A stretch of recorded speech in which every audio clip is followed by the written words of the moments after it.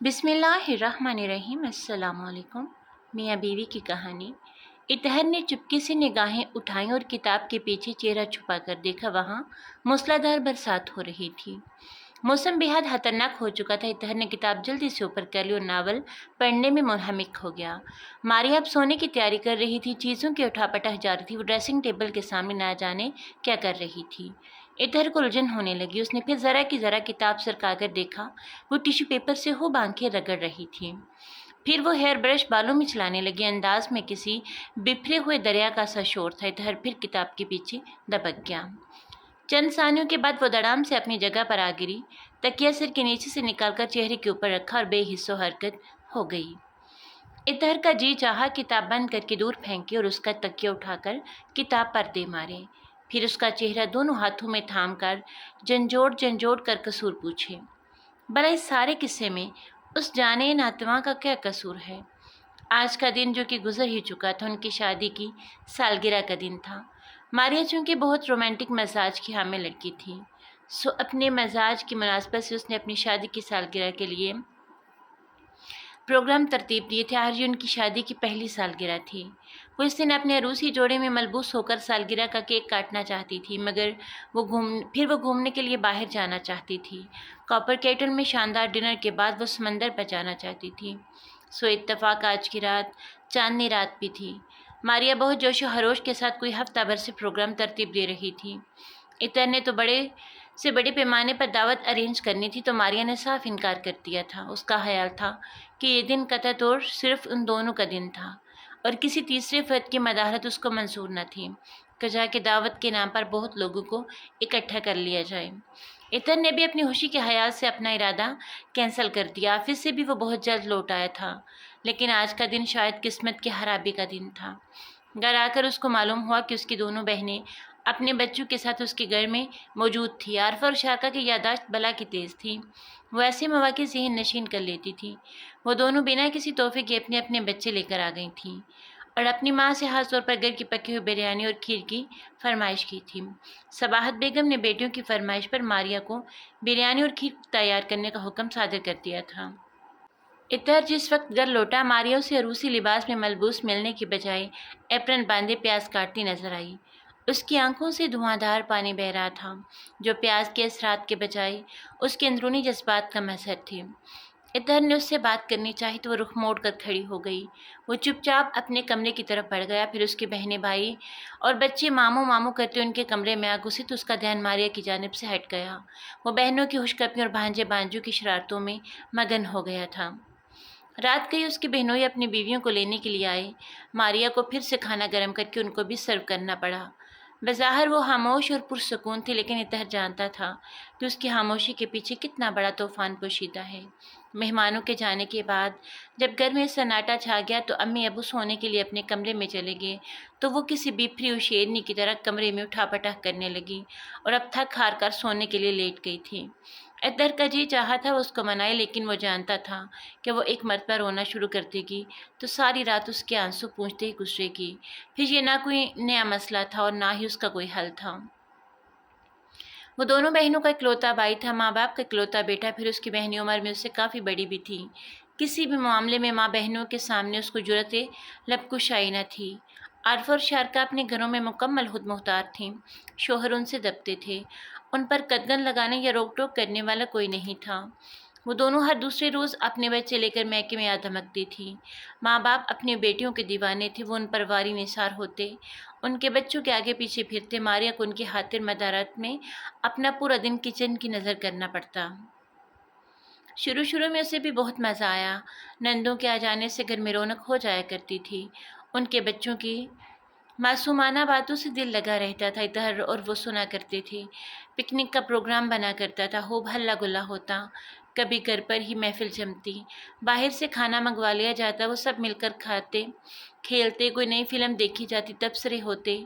رفتہ رفتہ ماریا کا دل ان باتوں سے اُبنے لگا، اس پر انکشاف کے درواہ ہونے لگے۔ اطہر ایک ملٹی نیشنل کمپنی میں اچھے عہدے پر کام کر رہا تھا اور پرکشش تنخواہ تھی۔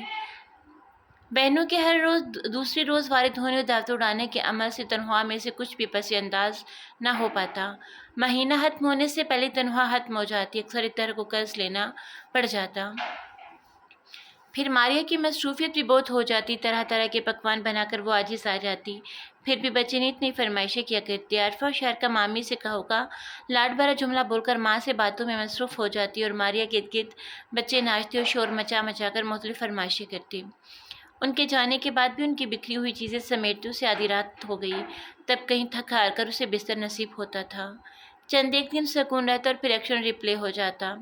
मारिया आर्टिस्टिक मिजाज की लड़की थी। उसको घर को सजाने का बहुत शौक था। जगह जगह रखे हुए डेकोरेशन में उसे उसे बहुत भाते थे। लेकिन आरफा के 5 और शारका के 3 बच्चे उसके शौक का हुलिया बिगाड़ देते। मारिया के शौक से बनाई हुई चीज़ें कुछ अरसे में कूड़ेदान की जीनत बन जाया करती थीं। रफ्ता रफ्ता उसने उस शौक को भी ख़त्म कर दिया। घर की दीवारों पर बच्चों ने खूब गुलो गुलजार बनाए थे। उन लोगों का बेडरूम भी उनकी दस्तरस से महफूज न रह सका था। मारिया के जहेज की चीज़ों की खूब भीड़ लगी थी। साइड टेबलों के शीशे टूट चुके थे। दरवाज़ों के लट्टू निकल गए थे। सोफ़ों का कपड़ा किसी सितम ज़रीफ़ ने छुरी मारकर फाड़ दिया था। मारिया बेहद हसरत से अपने जहेज की बेशकीमत चीज़ों का हशर होते देखती रहती।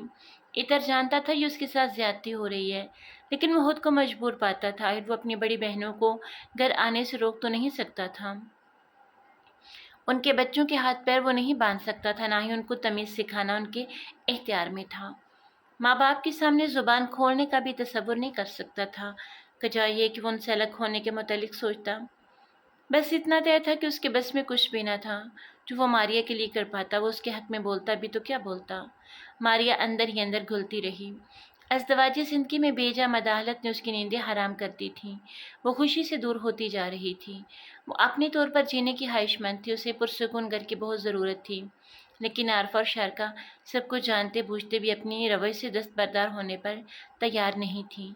वो समझती थी कि घर की हर चीज़ में उनका हिस्सा है और धड़ल्ले से अपना हक वसूल किया करती थी। उन्होंने अपना हक मारिया की खुशियों में भी शामिल कर लिया था।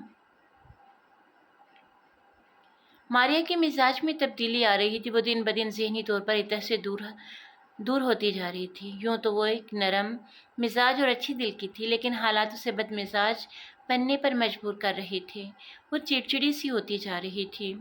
इधर को अपनी परवाह नहीं थी, लेकिन उसको अपनी बहनों और माँ के जज्बात की फ़िक्र थी कि कहीं मारिया उनसे बुरी तरह से पेश ना आए।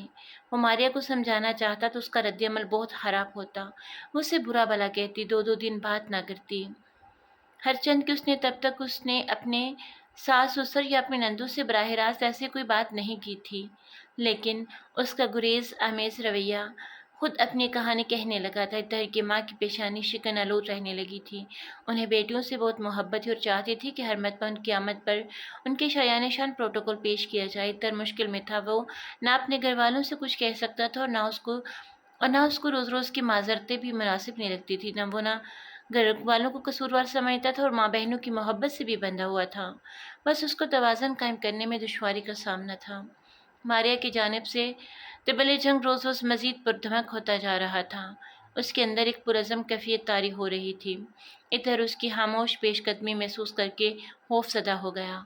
वो अपना घर बर्बाद होने से बचाना चाहता था। मारिया नहाने का इरादा रखती थी। वो वार्डरोब के सामने खड़ी नज़रों ही नज़रों में लिबास का इंतखाब कर रही थी। इतर खामोशी से उसकी पुश्त पर जा खड़ा हुआ। फिर उसने लाल लिबास हाथ बढ़ाकर निकाल लिया। ये पहनो। उसने निगाहों में 7 रंग भरकर उसको देखा। सुर्ख रंग मोहब्बत की अलामत। मारिया की हवा रहने वाली नज़रों में हैरत उभरी। इतर जैसा लिया दिए रहने वाले इंसानों से मोहब्बत की अलामत वाला रंग पहनने को कह रहा था। और मोहब्बत, भला उन दोनों के दरमियान मोहब्बत कहाँ थी? नहीं, वो आहिस्ते से बोली, ये पहनने को जी नहीं चाहता, गर्मी बहुत है, कोई लाइट सा कलर। इतर ने मान से उसको लिबास पकड़ा दिया। लाल रंग में तुम बहुत दिलकश नजर आती हो, तुम्हें यही पहनना होगा मेरी खातिर। मारिया झसपस हो गई। फिर खामोशी से कपड़े लेकर वॉशरूम की समत बढ़ी। इतर के लबों के गोशे मुस्कुराने लगे। हर बात में कश बहसी किए आदि मारिया ने बेहद आराम से उसका कहा मान लिया था। इस कदर लाजवाब चाय बस तुम ही बना सकती हो। इतर ने प्याली थामने के बजाय मारिया का हाथ ही थाम लिया था। मारिया झम कर उसके करीब बैठ गई। پی کر تو دیکھے پہلے، وہ نظریں جھکائے ہوئے بولی۔ پی کر کہا تو کیا کہا؟ اطہر مسکرایا۔ اس چائے کی پیالی میں جو محبت ہے، نشہ بن پیے محسوس کیا جا سکتا ہے۔ اس نے محبت سے اس کے چہرے پر جھولتی لٹ کو اس کے کانوں کے پیچھے کیا۔ ماریا کا چہرہ اندرونی خوشی سے سرخ ہونے لگا۔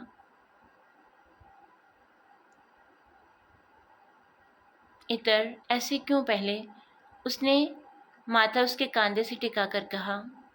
میں تو ایسا ہی ہوں ماریا، تم نے سمجھنے کی کوشش ہی نہیں کی۔ وہ محبت سے اس کے بالوں میں ہاتھ پھیرنے لگا۔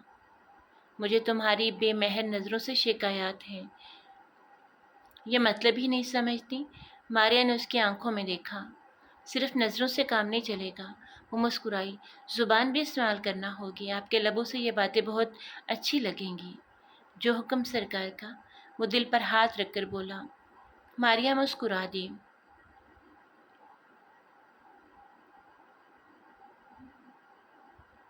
ماریا جان، کل شارکا باجی آ رہی ہیں، ان کے بچوں کو اسکول سے چھٹیاں ہو گئی ہیں، وہ ہفتہ بھر یہاں رہیں گی۔ ماریا کا چہرہ لمحہ بھر کو بجھ سا گیا۔ اطہر نے اس کے بالوں میں انگلیاں پھیری۔ وہ جو میٹھا تم نے بنایا تھا نا، بہت ہی لاجواب تھا۔ میں تو انگلیاں چاٹتا رہ گیا تھا۔ وہی بناؤ نا، سچ عید کا مزہ آئے گا۔ اچھا، ماریا مسکرائی۔ آپ کو پسند آیا؟ ارے زبردست، جو ذائقہ تمہارے ہاتھ میں ہے وہ تو امی کے ہاتھ میں بھی نہیں ہے۔ کہتے ہیں بیٹے اپنی ماں کے ہاتھ کا پکا نہیں بھولتے۔ تم نے مجھے سب کچھ بھلا دیا ہے۔ ماریا کا چہرہ گل و گلنار ہو گیا۔